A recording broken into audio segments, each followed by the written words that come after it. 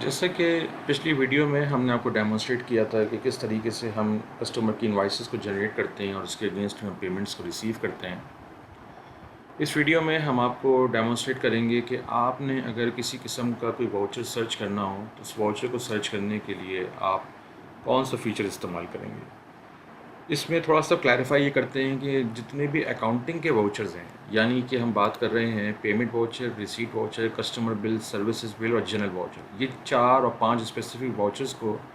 Search करने का जो टूल है वो एक सेपरेट डिज़ाइन है, जो कि अकाउंट्स के अंदर ही हमने सर्च डॉक्यूमेंट के नाम से दिया हुआ है। इसको अगर हम खोलेंगे तो यहाँ पे आपके पास डिफरेंट किस्म के फ़िल्टर्स हैं, जिनको अप्लाई करने के बाद आप किसी भी वाउचर को सर्च करते हैं। फॉर एग्ज़ाम्पल, अभी जैसे कि हमने लास्ट वीडियोस में रिसीट वाउचर बनाए और पेमेंट वाउचर्स बनाए, तो इसमें से अगर मुझे कोई पेमेंट वाउचर सर्च करना है तो पेमेंट वाउचर को सबसे पहले मैं सिलेक्ट करूँगा कि कौन सा वाउचर है जो कि मैं सर्च करना चाहता हूँ। उसके बाद फिर यहाँ पे इसके क्राइटेरिया है कि आपने उसको बाय डेट सर्च करना है, बाय चेक नंबर करना है, बाय डिस्क्रिप्शन करना है, बाय वाउचर नंबर करना है, बाय स्टेटस करना है। स्टेटस से मुराद ये है कि जब आप अपने डॉक्यूमेंट में कोई डेटा फीडिंग कर रहे होते हैं तो डॉक्यूमेंट्स के 2 स्टेटस होते हैं हर ट्रांजैक्शन वाउचर की, यानी कि वेदर वो कस्टमर की रिसीट हो, पेमेंट हो सप्लायर की, या रिसीट MRN हो, GRN हो, सेल इनवाइस हो। वो डॉक्यूमेंट या तो पोस्ट होते हैं, जब वो पोस्ट होते हैं तो उसका जो प्रीफिक्स होता है वो होता है कैपिटल में P, यानी कि वो डॉक्यूमेंट लॉग्ड है, पोस्टेड है और उसका इम्पैक्ट जो है वो लेजर अकाउंट में सब जगह पे गया हुआ है। और इसी तरीके से डॉक्यूमेंट का जो डिफ़ॉल्ट स्टेटस होता है वो होता है अनपोस्टेड, यानी कि U कैपिटल में। बाज़ औक़ात ऐसा होता है कि आप कोई चीज़ डेटा में फीड इन कर रहे होते हैं और करने के बाद आप उसको पोस्ट करना भूल गए और आप उसको सर्च आउट कर रहे हैं कि वो वाउचर तो बनाया था, सिस्टम में उसका रिफ्लेक्शन क्यों नहीं आ रहा है। तो आप यहाँ पे ये स्टेटस पे भी क्राइटेरिया लगा के चेक कर सकते हैं कि मुझे सिस्टम वो डॉक्यूमेंट शो कर दे सारे वाउचर जो कि अनपोस्टेड हैं, ताकि मिस्टेकनली अगर वो अनपोस्टेड रह गए हैं तो या तो उसको पोस्ट कर दिया जाए या कोई गलत बन गए हैं तो उनको डिलीट कर दिया जाए। तो बाय स्टेटस पे अगर हम क्लिक करते हैं और यहाँ पे हम टेक्स्ट बॉक्स में PU कैपिटल में लिखते हैं और सर्च करते हैं, तो यहाँ पे आप देखेंगे सर्च करने के बाद भी कोई डेटा अपीयर नहीं हुआ, चूँकि कोई डॉक्यूमेंट इस वक्त अनपोस्टेड नहीं है।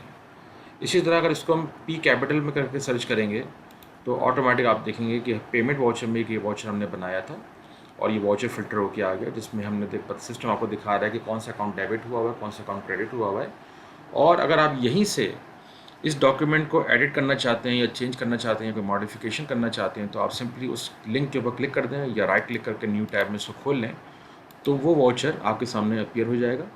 और अब इसमें आपने किसी किस्म की कोई मॉडिफिकेशन करनी है, यानी कि फॉर एग्जांपल आपने गलत अकाउंट सेलेक्ट कर लिया, तो आप सबसे पहले इसको यहाँ से जाके अनपोस्ट कीजिए।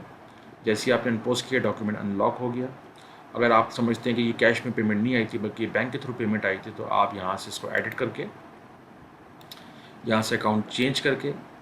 और अगर वो चेक नंबर डालना है तो वो चेक नंबर डाल दीजिए यहाँ पे, और फाइनली आप इसको सेव कर दें। और सेव करने के बाद आप इसको अगेन पोस्ट कर दें। इसी तरीके से आप समझते हैं कि आपने गलत पार्टी सेलेक्ट कर ली थी, आप उसको चेंज करना चाहते हैं, तो आप यहाँ से एडिट करके उस पार्टी को या डिस्क्रिप्शन को या उसके डेबिट अमाउंट को चेंज करना चाहें तो वो भी कर सकते हैं। और फाइनली इसको आप दोबारा पोस्ट कर देंगे।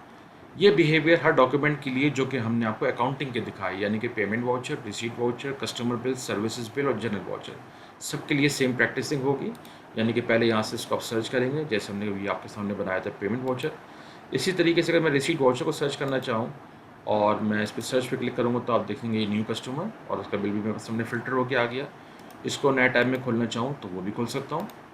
और ये वाउचर भी मेरे सामने अपीयर हो गया। इसमें कोई चेंजेस करनी है तो वो चेंजेस भी आप कर सकते हैं। इसी तरीके से अगर आपने किसी चीज़ को बाय डिस्क्रिप्शन सर्च करना है,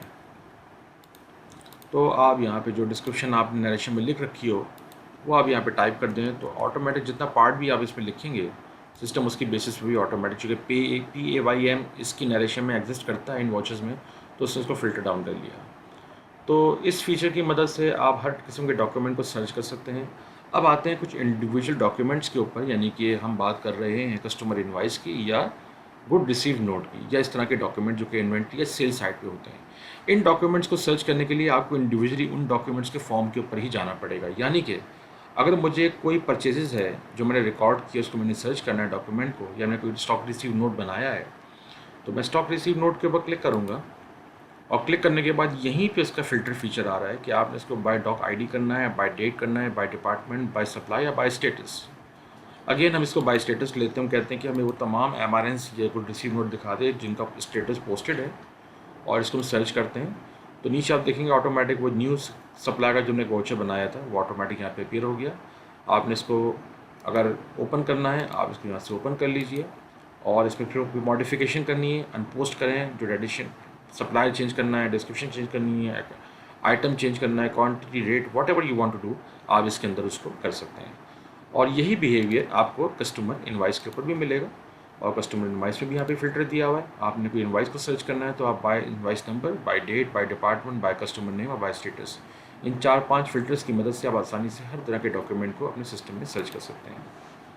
नेक्स्ट वीडियो में हम आपको डेमोस्ट्रेट करेंगे कि किस तरीके से आप अपने सिस्टम में यूज़र्स क्रिएट करते हैं, उनको किस तरह से राइट्स इनिशलाइज करते हैं, ऑथराइज़ करते हैं, और किस तरीके से आप एक्टिविटीज़ को कंट्रोल करते हैं बाय यूज़र।